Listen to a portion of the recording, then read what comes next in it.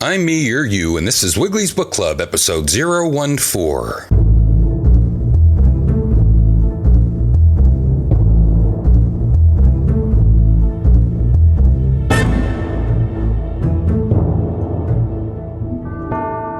Welcome back to Wiggly's Book Club. Wiggly's Book Club is a fortnightly read brought to you live from Easton, Pennsylvania. Wiggly's Book Club is exclusive to the GiantMediaBall.com network. Check out the schedule at GiantMediaBall.com. Without further ado, let us now go down to Wiggly in Sloppy Joe's bar for a reading of the 1977 A Golden Book All-Star Book Classic. Welcome back, Kotter.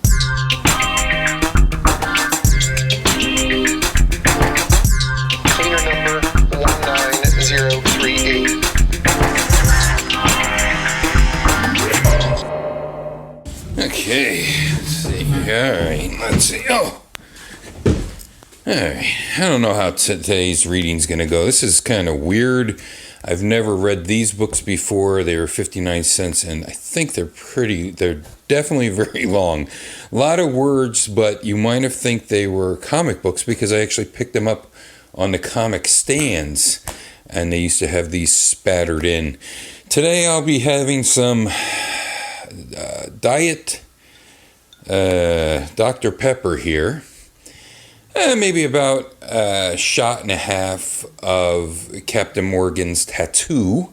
And just a dash of the Mio black cherry liquid shit that you put in water. You can put any cherry in there. Let me see. Now this one's on the rocks. I got two rocks in there. Whew. I think I poured. It's pretty good. You know what? And you can drink along. I'm going to put the recipes on there. No, I'm not going to put the recipes. I'm just going to put what I have. Let's see if I have a beer in here. I've got some beers that aren't stink beers. Today I'll try the Occulto, which will go perfectly with my reading of Welcome Back Kotter. Occulto, let's see, tequila, barrels, staves, I don't know, blue agave infused. It's always good to have the blue agave. You know, the red agave, no good. Blue agave, not bad. Red versus blue, friends, red versus blue. Whatever happened to that? Yeah, that's pretty good, Occulto. I like blonder beers, you know. That's why I like a Stella. There ain't nothing as smooth as Stella, in my opinion. Don't ask me to tell you what the ass end of Stella is. Okay, this is a Golden All-Star book. These were the All-Star versions of the Golden books. I don't know what size these are. Maybe a piece of paper, 8.5 by 11. A piece of paper. Paper's always same size. 8.5 by 11, I guess. They had a glossy cardboard-ish covers, and on the front it says Welcome Back Kotter, and it's 59 cents. This is number 6419, and you have a picture of the Sweat Hogs. Now I don't know what kind of it's just a rectangle with maybe 20 pixel curves on the sides. And then it has a picture of Mr. Kotter. He's like in a TV style rectangle going portrait. Landscape. Picture of the Sweat Hogs is portrait. And the Sweat Hogs are as follows, reading left to right in some type of circle. Burp, by the way. Freddie Boom Boom Washington is there. I see John Travolta, Epstein, and then on the low ass end on the bottom, Horseshack, ooh. And on the back, you got a big picture of Barbarino. I mean, it's big. And he looks stoned. Wow, look at him then and look at him now. I flipped through a little bit, and I see the principal. The dreamboat head poked out. Is she gone? Mr. Woodman, that's right, that was the principal. Now this has a couple, you could drink along, Anytime I say or stumble and go like that and make a blooper, you can take a shot. You'll be lit up like I am. Author Arnold Dre. This is Welcome Back Kotter. You see, and Kotter on the inside on this little word bubble balloony circle thing. It's weird. The O is a heart for some reason, and it's a comic style drawing. How am I doing on time? Am I recording? Yeah, 4:36. Thanks for this. You got oh my God, Horseshack looks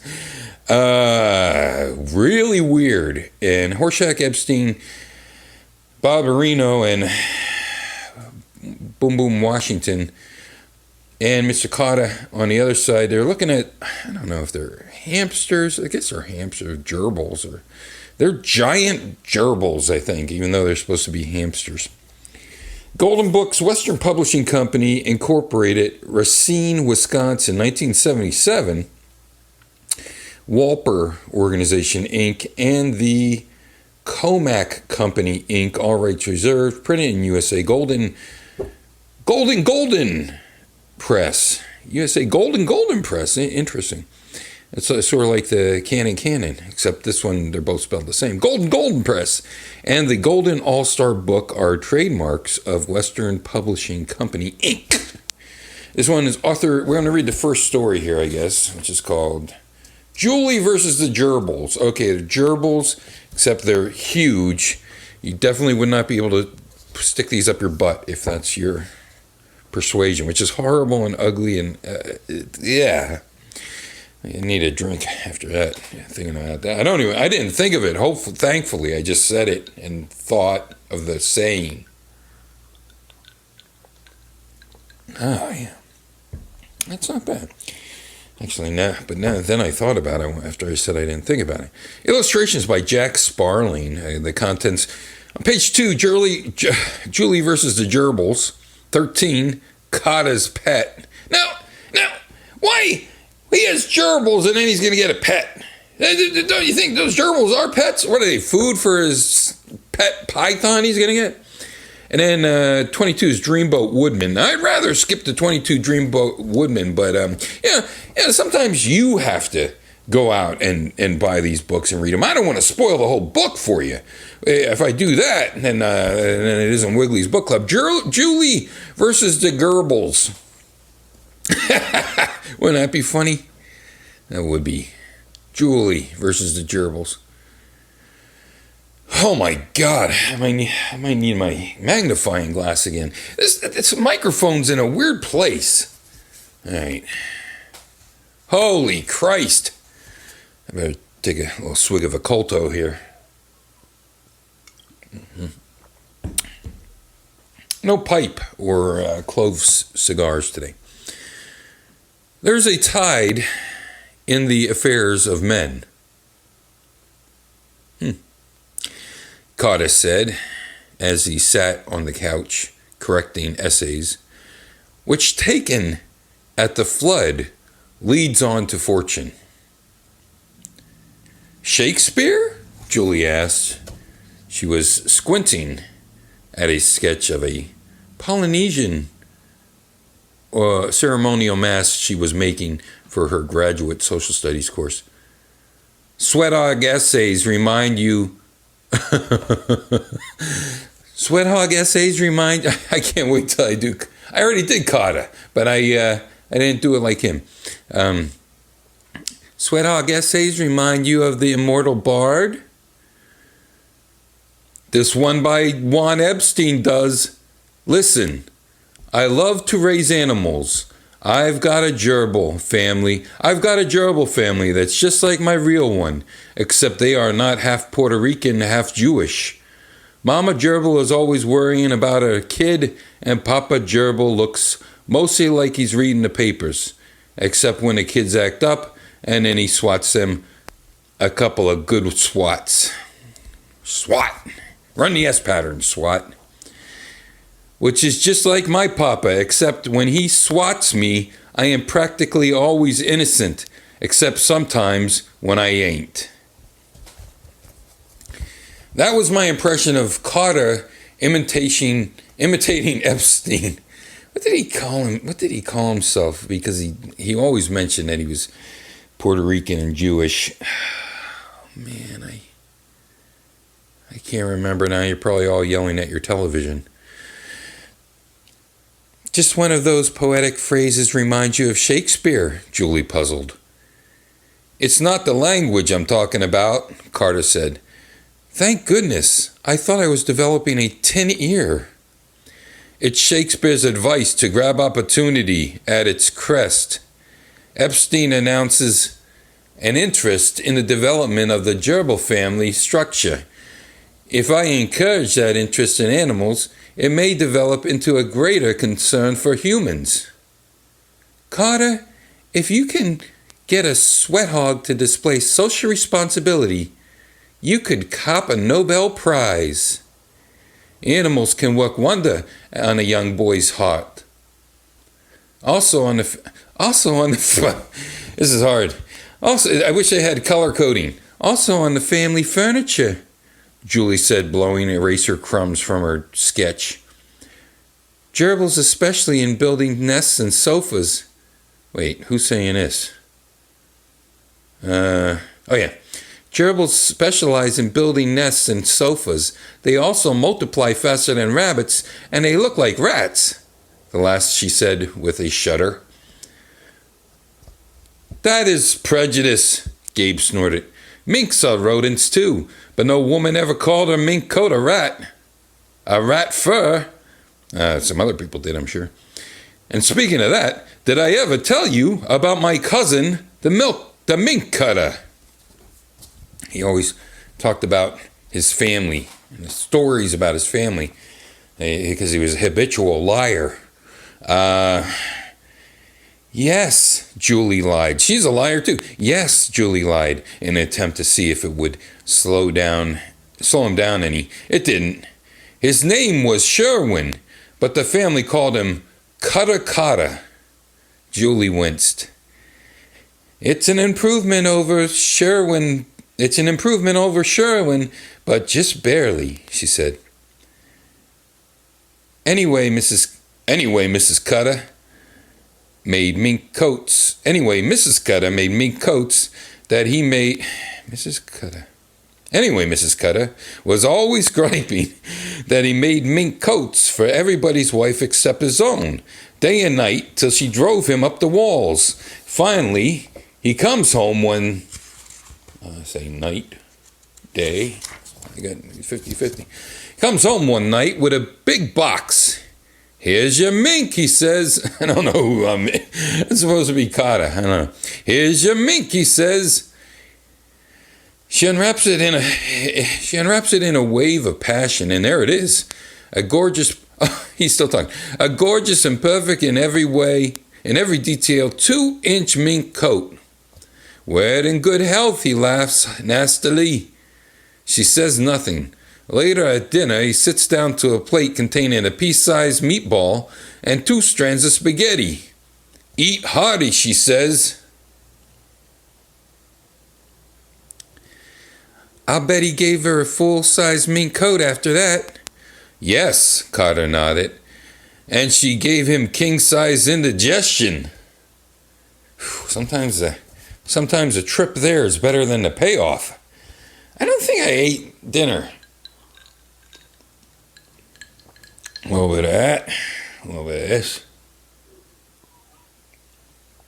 This episode kind of sucks. 1310. It's hard to read. That's the problem. And then next week I want to read another one by the same company. And Jesus, it wouldn't necessarily be hard to read as long as if I had a head mic on, maybe that would do it. Oh my God, now I'm way too close. The following morning, as Kotter entered James Buchanan High School, a soft whistle on his lips, he was approached by Mr. Woodman's, whose lips were neither soft nor musical. They were white with anger. Kotter, I have just passed your classroom where a blackboard eraser flew out, narrowly missing me. I expect you to discipline the sweat hogs for that. Certainly, Mr. Woodman. First thing. All right, Kotter, shouted Kotter. All right. Oh, Jesus Christ. All right, Kotter shouted, entering the hellhole. War is hell, friends. As the classroom was affectionately called. Who threw that eraser that narrowly missed Mr. Woodman? There was a leader's silence followed by a hand. Intensely rising. I know who it is. It was mistake. It was a mistake, sir. Horshack owned up to the indecisive hand. Said, "You bet it was. You'll stay in." Oh, Jesus Christ! Who is it? Oh yeah. Oh, you're probably as hammered as I am.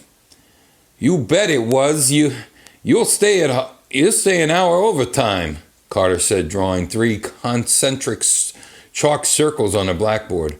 And you will practice throwing erasers at this target.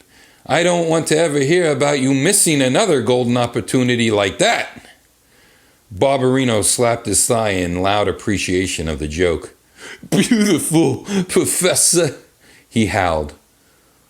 On second thought, Gabe said, erasing the circles, you can stay after school too, Barbarino, and be Horshack's moving target. Shortly after that, Gabe caught himself repeatedly glancing at the class door. It took him a moment to realize why. Epstein was not there. Juan was always late, of course, but his tardiness had an impressive consistency to it. You can set your watch by Epstein's arrival, providing that you set it exactly 15 minutes following late bell. Precisely at that moment, Juan's head would squeeze through the narrow door opening, wearing an apologetic smile, and his hand would follow it, wearing a counterfeit note of excuses from his mother. It was now 23 minutes past the second bell, and still no Epstein.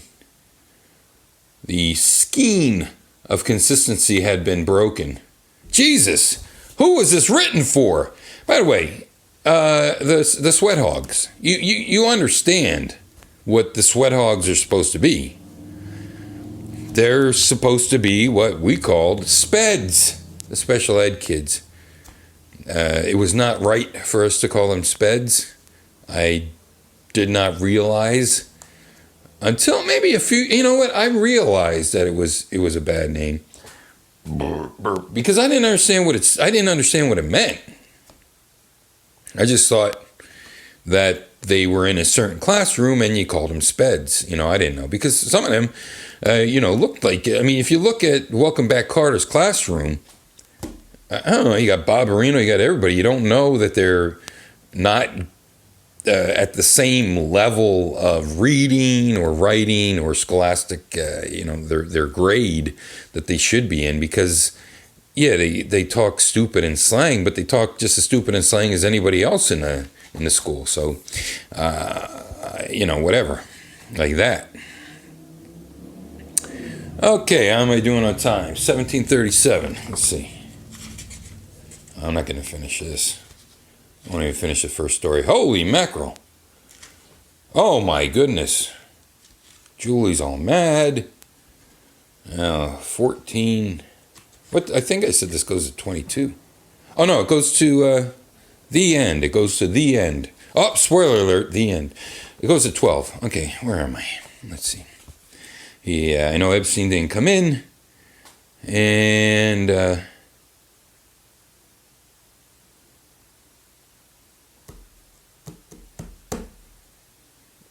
as Gabe removed Juan's attendance card from the class plan and prepared to enter an absent mark. This is hard. Did you know I'm dyslexic and blind and can't read? Then also I had a couple of these. Pardon me, I had a taste test, Okay, so he's going to do an absent mark. The door squeaked open, the usual 12 to 14 inches, and Gabe found himself slightly relieved. Found himself sighing relievedly. Jesus. Come in, Epstein. You're just in time for lunch. He closed his eyes in an expression of long suffering and held out one hand. You may hand over your latest for... Hope you're drinking along. You may hand over your latest forged note. But Mr. Kotter, please, Juan, let us not waste the entire class day on this, Kotter said, eyes still closed against cruel reality. Suddenly, Gabe felt a small, cold, rod-shaped piece of metal in his hand. This was followed by a kind of chirping sound and the accumulated laughter of 16 sweat hogs. Gabe's eyes flew open and he found himself holding a cage containing 2 angry gerbils, one of which appeared to be staring him straight in the eye. I'm sorry, Gabe said to the staring gerbil. It is strictly forbidden for students to attend class in a naked condition, even furry and colored 4-inch one. Even furry, sand-colored 4-inch ones. This is how come I'm late, Teach, Epstein said. Last night my mother said, Juanito, either you go or the gerbils go. Kotter nodded. So you did the noble thing and sacrificed the animals? Tell us, why did your mother come down against your pets? Because, that's Horseshack. Because, Mr. Kotter, because, Horseshack croaked. It was probably getting hard to tell the gerbils from Epstein. Say, Juan, why didn't she just put a tag on you like they do with wild birds? How about I give you a split lip, Horseshack, so you can talk out the both sides of your mouth at the same time? Epstein, Gabe said, diverting the anger to other channels. Has your gerbil passed the Buchanan High entrance exam yet? Huh? Juan asked. What entrance exam? Oh. Boom Boom Washington called out. They asked me if I wanted to go to school, and somebody stuck me with a pin. So when I yelled, aye, they said, congratulations, sailor, you're in. They did me better, Horseshack complained. The doctor gave me a physical. He tells me to stick out my tongue and say, ah. Then he wets a stamp on my tongue and mails my mother a letter of admission. You think... Gotta get the shoulders going. You think that they did you rotten? Barbarino interrupted. Listen, I'm walking along the street, free and happy. Along comes this short, tired postman. He says, I'll give you $1 to deliver these letters for me. It was a small sack addressed to the school. So I delivered the letters. The second I'm through the door, the running backs, 3 running backs from a permanently football. 3 running backs from a penitentiary football team grabbed me. Aha, they yell. A man of letters, and they throw me in the classroom. Now Barbarino was on his feet, swept away by his tail, and that small postman was Mr. Woodman. The door flew open once more, and Mr. Woodman bounded in 4-inch bounds. You'll never prove that in a court of law, Barbarino, he roared. Mr. Woodman. I can never do Gabe anyway. I used to when I was younger, I think, because it's a higher register. Not like I'm imitating everyone perfectly. What am I doing? 23:37. What goes first? You get blurry vision, right? Occulto. I think my glasses are dirty. Mr. Woodman, Kotter said, you were listening at the keyhole? Who needed to? Barbarino could be heard 20 miles away in in Mineola. The assistant principal ignored that last remark and squinted at the cage Gabe still held. A clear-eyed gerbil glared back at him. One of your relatives, Kotter? No, sir. We don't need any rats in the school. We don't need any rats. We don't.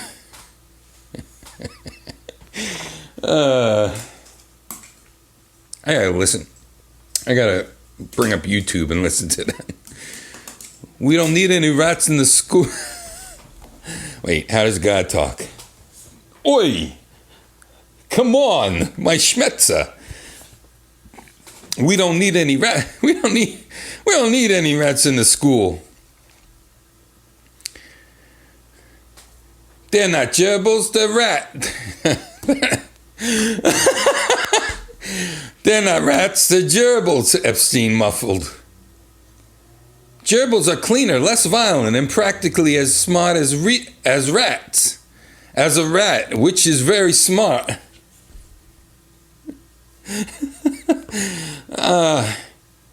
If they're as smart as rats, I could do Mr. Woodman, even though it doesn't sound like it. If they're as smart as rats, Mr. Woodman said, we can't hold them back by making them sweat hogs. He started to the door. Get rid of them, he snapped. Why did you bring them? Now I'm like him. You know, more cowbell. Why did you bring them, Epstein? Gabe asked when Mr. Woodman departed. My mother made me do it. They got out of the cage last night and stole her stockings. What did they do with the nylon stockings? Orshak said. Asked, build a nest? No. No, Boom Boom grunted as he rose and began stumble waltzing around the room. They put them on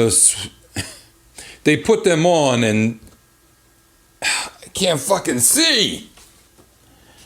This is a hard listen. It's a hard talk. It's also hard to listen. 26:37, I think. I gotta clean my glasses. Holy Christ. Oh. I need new glasses. Yeah. Okay. These have shellac on them. No, Boom Boom grunted as he rose and began stumble waltzing around the room. They put them on and went to a dance. Two sweat hog couples got up and joined the dancing. It is my intention, Kotter said very softly, to deduct 5 points from the midterm marks of anyone not seated by the time this sentence is completed. And with that, Ted, the class, was back in order. And with that, Ted, from Complete Ed, the class was back in order. My mother won't let me keep the gerbils anymore, Epstein said. Like last year, she took away my mice and the year before pigeons. So I gave away all my gerbils, 27 of them, except for my two favorite, Geraldine and Bill. What do you have in mind for them? Kotter asked, as either Jerry or Bill sniffed his finger. I'll take them back as soon as the heat's off at my place. But in the meantime, I'm entrusting them to you. Entrusting? Kotter corrected, thus momentarily missing. Oh, he said entrusting them to you. Entrusting, Kotter corrected. I need much larger type, double space, by the way. This is real. I don't even have paragraph breaks on this. 28:30. I'm going to just have to go to the end, I think, because I don't want to leave you hanging. Kotter corrected the momentary missing the whole point, but only momentarily. Me? No, I'm afraid that wouldn't work. Have a heart, Epstein entreated. My wife doesn't like gerbils. Your wife? Barbarino roared. Jeez. What are you, Mr. Kotter? A man or a mouse? The teacher wiggled his nose like a sniffing rodent and said, Cheep, cheep. The class roared. You're a brick, Mr. Kotter. Epstein hustled him. But, Gabe said, gerbils like hay and oats, but they'll eat sunflower seeds and pumpkin seeds, corn, barley, and that sort of stuff. Hay? Oh, so I don't know who the fuck said that.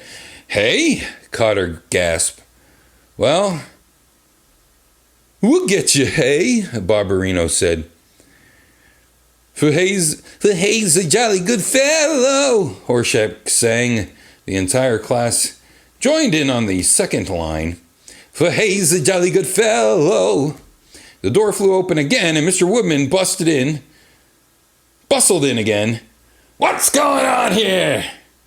I, Gabe began, holding up the cage. I've just become a father, and these two gerbils said, Screech? 30-20. Okay, we gotta just... Looks like from the pictures, a couple of pictures, the picture that I explained was the picture that was on the splash page of them all looking over the two gerbils in here, and Epstein's pointing at them. The next one, Kotter's one hand is up in the air, Julie's two hands are up in the air, she's flying off the handle, and the gerbils are just looking, going squeak, I guess. And it says, your marriage is going down the tubes, and you are talking about career guidance, Julie roared. I don't know what that had to do with. Now, Julie looks like she's in the living room. The Sweat Hogs came over to Mr. Carter's house, I would expect, unannounced. This is going several pages. Carter's sort of like almost covering his head, and Julie's ready to throw this box, which may or may not have the gerbils in it. Out, out. Out, Horshack, out, Barbarino, out, Washington, out, Epstein, and out, Kotter. That's what it says in there. And then at the last one, it looks like pigeons are on Carter's head, and he's hugging Julie, and it says, this is not a pigeon, Julie whispered. This is a Kotter's bird. So I don't know what that means. And then the next one, it looks like Horseshack's getting thrown up in the air. I don't know when. That's probably for the next story. So here we go, 31:49. Let's just wrap this up. So I don't know. He got pigeons, I guess. Then it's talking about pigeons. Then our crisis is over, Gabe said as he and Julie re-entered the apartment. Except for one small thing, Julie said, pointing at the bale of hay. Some small thing, Gabe said, which reminds me of my uncle, the cowboy. A Jewish cowboy? What's the matter? Gabe said, enfolding her in his arms. Jews can't be cowboys? Cows are kosher. The end. So that's that. My worst read ever? I think, maybe. I don't know. Back to me in the studio.